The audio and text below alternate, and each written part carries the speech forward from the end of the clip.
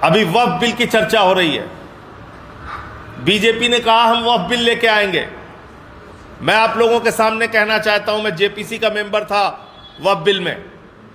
मैं आपके सामने कहना चाहता हूं, अगर बीजेपी वक्फ बिल लाएगी तो वो मोदी जी की सरकार गिर जाएगी।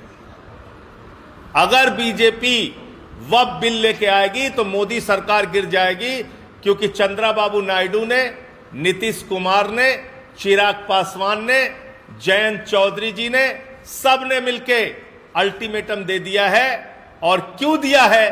क्योंकि इनकी जमीन अपनी खिसकने लगी है। इनको लगने लगा है कि हमारा जनाधार खिसक जाएगा। वो चाहे नायडू जी हो, चाहे नीतीश जी हो, चाहे चिराग जी हो, चाहे जयंत जी हो, इनको सबको लगने लगा है कि हमारा तो मामला गड़बड़ हो जाएगा। इसलिए ये वक्फ बिल अगर मोदी सरकार लेके आई तो मोदी की सरकार गिर जाएगी। उनसे ये सारे लोग समर्थन वापस लेंगे, ये मैं कहना चाहता हूं। और वक्फ बिल के जो प्रावधान हैं उसकी मोटी मोटी बात आपके सामने रखना चाहता हूं। बार बार सच्चर कमेटी का जिक्र होता है। कहा जाता है कि सच्चर कमेटी की रिपोर्ट में लिखा है कि अगर वक्फ की संपत्तियों का सही सदुपयोग हो तो 12,000 करोड़ की आमदनी हो सकती है। तो मैंने कहा इसमें ज्यादा मेहनत करने की जरूरत नहीं। एक नीरव मोदी को पकड़ के लाओ, 20,000 करोड़ वसूलो उससे, 12,000 करोड़ वक्फ को दे दो, 8,000 करोड़ रुपए अपने पास रखो। और आमदनी कैसे हो सकती है? वक्फ की जमीनों में मस्जिदें हैं, तो क्या ईसा की नमाज के लिए, जोहर की नमाज के लिए, मगरिब की नमाज के लिए टिकट लगाया जाएगा मस्जिदों में?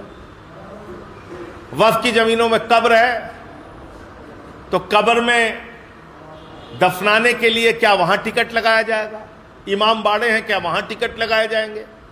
कैसे आमदनी है, मुझे नहीं समझ में आ रहा है। दूसरी बात, जिस सच्चर कमेटी की रिपोर्ट का आप हवाला दे रहे हैं, उसी सच्चर कमेटी की रिपोर्ट में लिखा हुआ है कि लगभग 356 संपत्तियां इस देश के अंदर ऐसी हैं जहां पे सरकार ने कब्जा कर रखा है और उसको खाली कराई जानी चाहिए। तो हाफ ट्रूथ यानी कि अर्ध सत्य नहीं बोलना चाहिए, सुविधाजनक सत्य नहीं बोलना चाहिए, पूरा सच बोलना चाहिए। मैं जेपीसी में था, मैंने वो रिपोर्ट देखी है। फिर क्या लिखा हुआ है?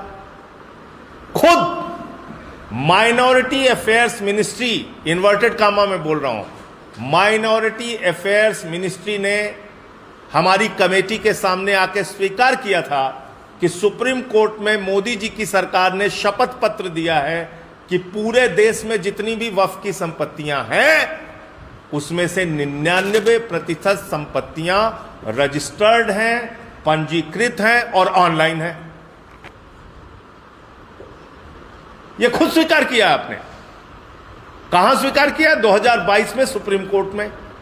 क्या लिखा है उसमें मोदी जी की सरकार ने? कि 99% संपत्तियों के सारे कागजात हैं हमारे पास, सारी संपत्तियां जायज हैं, सारी संपत्तियां पंजीकृत हैं और सारी संपत्तियां ऑनलाइन हैं। यह मैंने नहीं कहा, नरेंद्र मोदी जी की सरकार ने कहा।